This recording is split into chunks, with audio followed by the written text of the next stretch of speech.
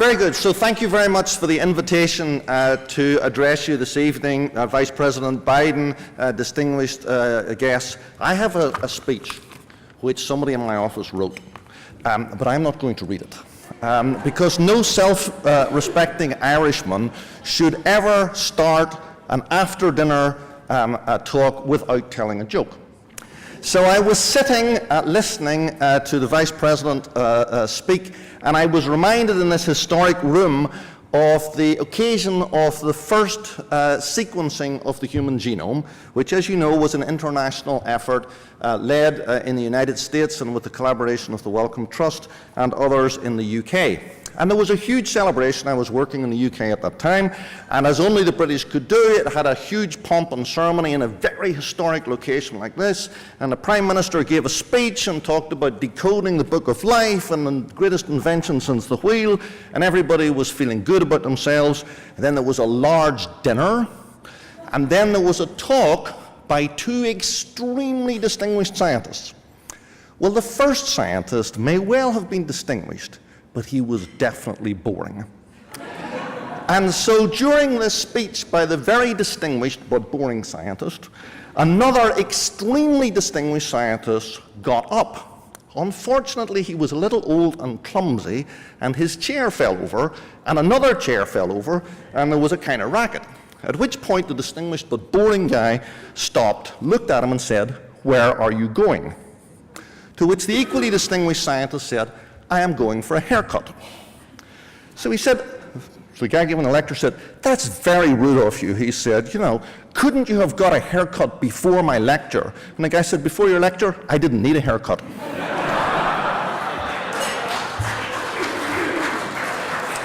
So if anybody needs to go for a haircut in the next few moments, please feel free to do so.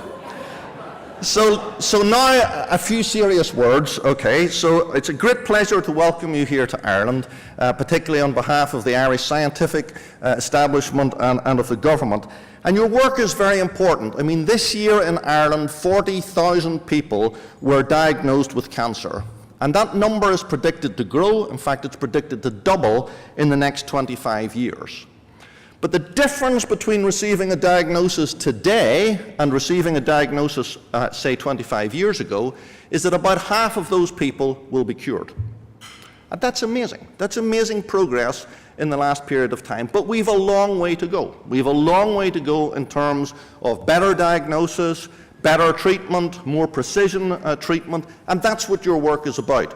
So I'm delighted to welcome you to Dublin from all parts of the globe. I'm delighted to welcome you here to share your data and to make further progress in what we're doing with cancer. And cancer research in Ireland has a long history. In fact, it began about 1914 with a geophysicist. Please note, Vice President, not a doctor, a geophysicist, actually a geologist called John Jolly. And John Jolly devised radiotherapy.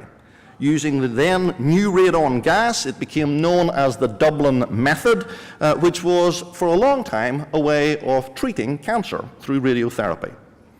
And Moya Coyle, in the 20th century, a medical doctor and oncological researcher, was the first author on the first clinical paper on tamoxifen. And more recently, a number of Irish researchers have pioneered in the clinical area, clinical trials. Professor John Crown, for example, leading the group that registered the breast cancer drug Toxotere with the FDA. So Ireland is a small country. You've heard in the slides, 4.5 million people live in Ireland. There are 70 million people who claim to be Irish and have an Irish passport who live around the world. That number goes to 90 million on St. Patrick's Day, but actually there's only 70 million that we know about.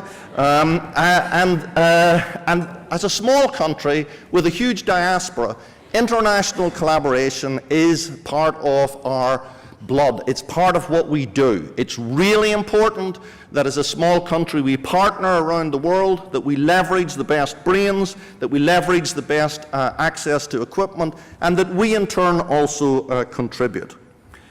So we've spent in Science Foundation Ireland approximately 100 million euros on cancer research. We have very deep partnerships with the Irish Cancer Society, a charity represented here this evening. We do partnership funding, for example, the Blood Cancer Network, which is a wonderful collaboration funded almost a third by the Irish Cancer Society, a third by ourselves, and a third by a combination of pharmaceutical companies that really provide patients with the first drugs for drug cancer, but in turn profile all of those patients so they can get the most appropriate drugs and so that their specimens are available to everyone for study. So a number of collaborative projects, partnerships, particularly with the NIH in the United States, very important for Ireland.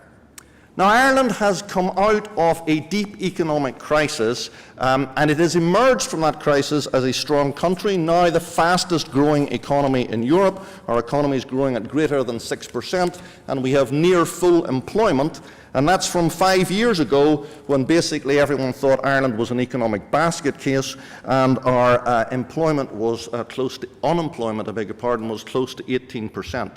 So the Irish people have done a great job in turning around the economy, and as that economy turns around, we are now looking to see where we need to make investments for the future. And the strategy for science, technology, innovation in Ireland is called Innovation 2020.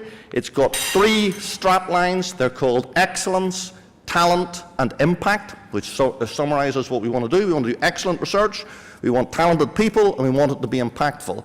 And that sees a doubling of the expenditure by government and the private sector in a ratio of 2/3 to 1/3, 2/3 from the private sector, 1/3 from government, between now and 2020. It's a very ambitious target. And that is despite headwinds such as Brexit, which has a major impact as a geopolitical event on Ireland. But all of these geopolitical events have upsides as well as downsides. And our strategy for Brexit and many other things is very simple. We want to strengthen all of our bilateral relationships, for example, with the UK. And for those people who are thinking of leaving, we'd like them to think of Ireland, particularly if they're any good. If you're no good, go somewhere else. But if you're really good, please come to Ireland. And there are mechanisms in place to recruit star researchers and emerging star researchers and young people to Ireland. Very important mechanisms, the SFI Advanced Professorship Award, a Future Research Leaders Award. So if you really like what you see in Dublin and you think it's fantastic at UCD, all the Feelies here, and we've got programs to bring you to Ireland. So that's a really important strategy. Ireland is very welcoming to people from all countries of the world to come and join us. We understand about immigration. We are a very open and welcoming society. So that's part of the government strategy in terms of looking at expenditure on science. Of course, unlike our colleagues in the UK, we are very proud members of the European Union and will stay proud members of the European Union.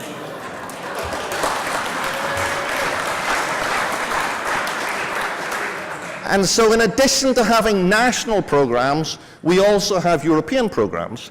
And the current European program is called Horizon 2020. It is an 80 billion euro budget. And its successor is going to be called Framework Programme 9. There are 12 folks from around Europe who are looking at what Framework Programme 9 should be like to advise the Commission. I am privileged to be one of those people. And I can give you a few words about what Framework Programme 9 will look like. First of all, it will be bigger. It will be bigger in terms of funding, even with the UK leaving the European Union.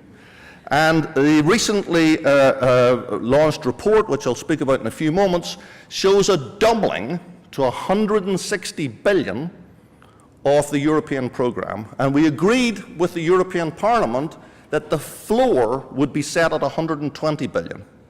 The floor, not the ceiling, the floor. The target is 160 billion for Framework Programme 9. And if you want to find out what that looks like, there is a very short and extremely readable report, not like most Commission reports, from the so-called expert group, chaired by Pascal Lamé, and it is called Lab Fab App. That's the name of the report, Lab Fab App. It has a strapline that says, investing in the European future we want. Why is it called Lab Fab App? Well, the first thing is it's to distinguish it from all the other boring European reports that have a title that says, you know, the importance of science in Europe or some bullshit like that. So Lab Fab App basically gets people's attention, as it probably has got yours, but it signifies what we want to do. Lab meaning excellent laboratory research. Fab means we want to make it. And app means we want it in application. Lab, fab, app. Discover, make, apply. That's what we want to do. That's what we want to do in medicine. That's what we want to do in cancer. That's what we want to do in software. It's what we want to do in a large domains of science. And so partnership is key. And it's very key for Ireland. There's national funding, there's European funding, there are overseas collaborations, there are partnerships with charities, there are partnerships with companies.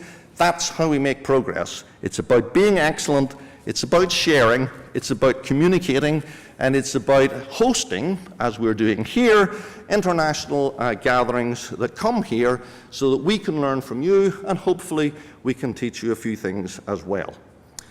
So it only remains for me to say thank you very much. Thank you very much for the invitation to come this evening, to wish you very well in your conference. I hope you learn tons of things. I hope you have great exchange of information. If you really like Ireland, please come back. If you really, really like it, apply for one of our awards and come here permanently. And in any case, please collaborate. And I didn't notice anybody going for a haircut, so at that point, I'd better stop. Thank you very much.